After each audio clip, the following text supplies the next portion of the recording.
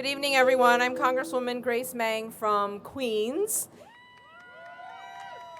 Some Queens fans today. Thank you so much to the family at Stand with Asian Americans for organizing today's event in New York City, but also organizing events all throughout our entire country today. And I'm so grateful for all that you and your team have done in the past few years in mobilizing our community and uniting us to speak out against anti-Asian hate.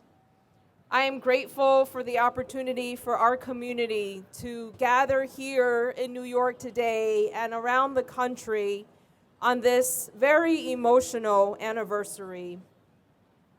Just like I told them when I visited some of the families of the victims in Georgia 2 years ago, we hold in our hearts forever the victims of that tragic attack, as well as all of their family members and loved ones in our community, and ensure that their legacy remains in our hearts forever. Today, we also remember the other members of our community that we have lost over the last few years, too many.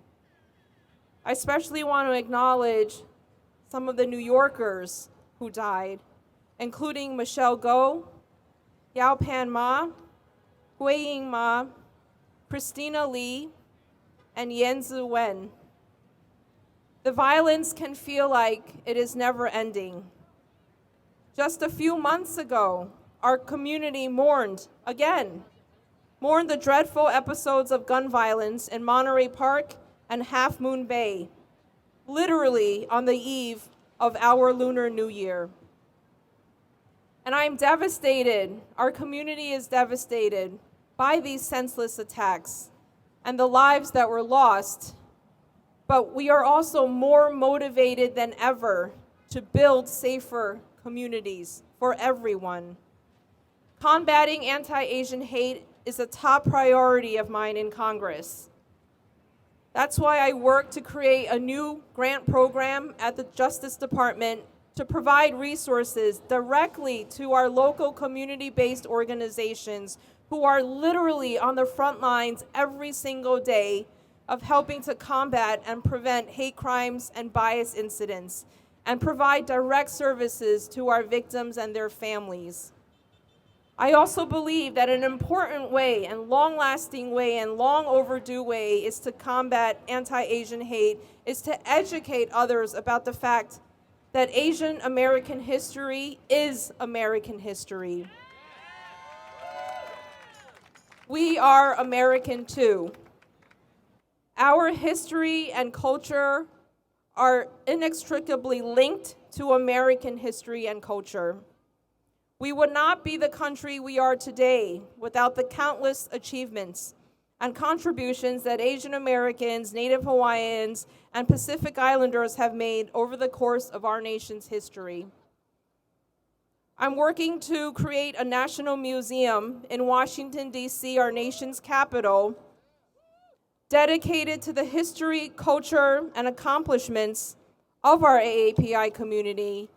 And last summer, President Biden signed into law my bill taking the first step in the process of building this museum. Sharing our experiences and celebrating the diversity of America allows us an opportunity to learn from our past in order to find ways to build a more unified future. I'm also dedicated to ending the scourge of gun violence across America, making sure that all Americans can live without fear. I want to recognize how inspiring it has been to see the ways in which not only our community, but voices from different communities across the nation have stood with us from the very beginning and have spoken out against anti-Asian hate and violence. One of the bright lights is that we are building stronger and bigger, building solidarity across communities of color, and are willing and ready to work with all those committed to eradicating hate. We are incredibly grateful for our allies who have stood with us and behind us during this tough time. I look forward to continuing to work with all of you here today to continue advocating for our community.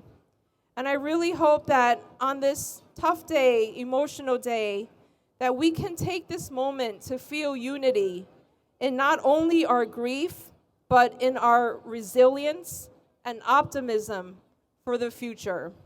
Thank you for being here today.